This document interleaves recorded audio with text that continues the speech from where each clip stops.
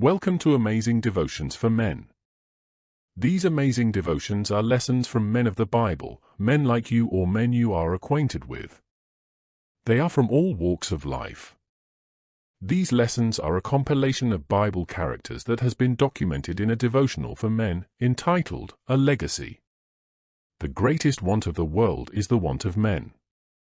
Men who will not be bought or sold. Men who in their inmost souls are true and honest.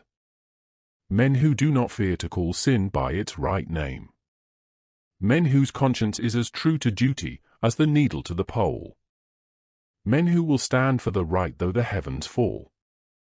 This quote was taken from the book Education, page 57 by E. G. White.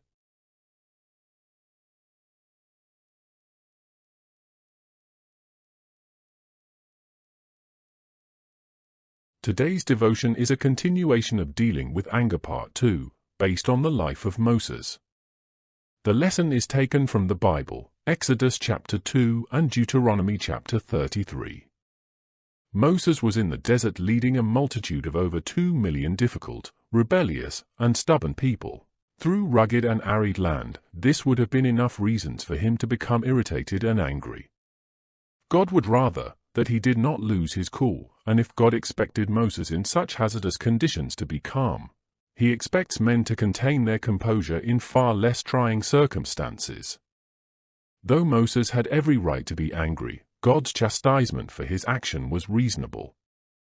When you become angry because of injustices inflicted on the helpless, your anger is justified. When crimes are being committed against the powerless, there is reason to be angry.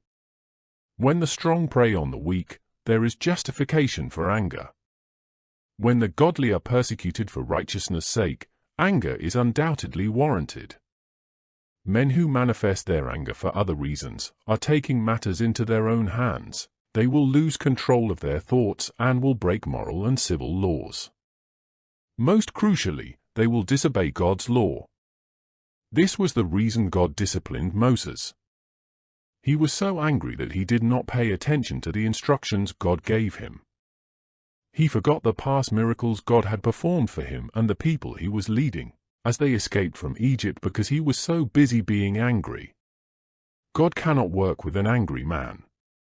When men commit crimes due to fits of anger, there is no justification. When they hurt people with angry words, they prevent a blessing from God. When men get angry and walk off the job, it could be difficult for them to get another one. Fits of anger can cause self-inflicted injuries, disfigurement, physical or emotional wounds. Losing control of your emotions can alter the entire course of your life that God had intended for you. After 40 years of affliction, war, and toil, Moses' heart was broken at the loss of the right to entrance into the promised land. Men can lose their freedom, beautiful relationships, ideal jobs, life opportunities, and eternity because of anger. Moses was not kept out of the promised land because of murder, instead it was merely anger. Seek God's help when annoyances and offenses present themselves. He will help you to learn how to deal with provoking and infuriating situations. Petition His forgiveness for past outbursts of anger. Don't allow anger to keep you out of God's kingdom. Anger takes your attention away from God. Precious time is wasted when focusing on anger. You can spend that valuable time meditating on what God has done for you. It takes energy to be angry. Why not use that energy to glorify God? Wherefore, my beloved brethren, let every man be swift to hear, slow to speak, slow to wrath, for the wrath of man worketh not the righteousness of God. James chapter 1 verses 19 and 20.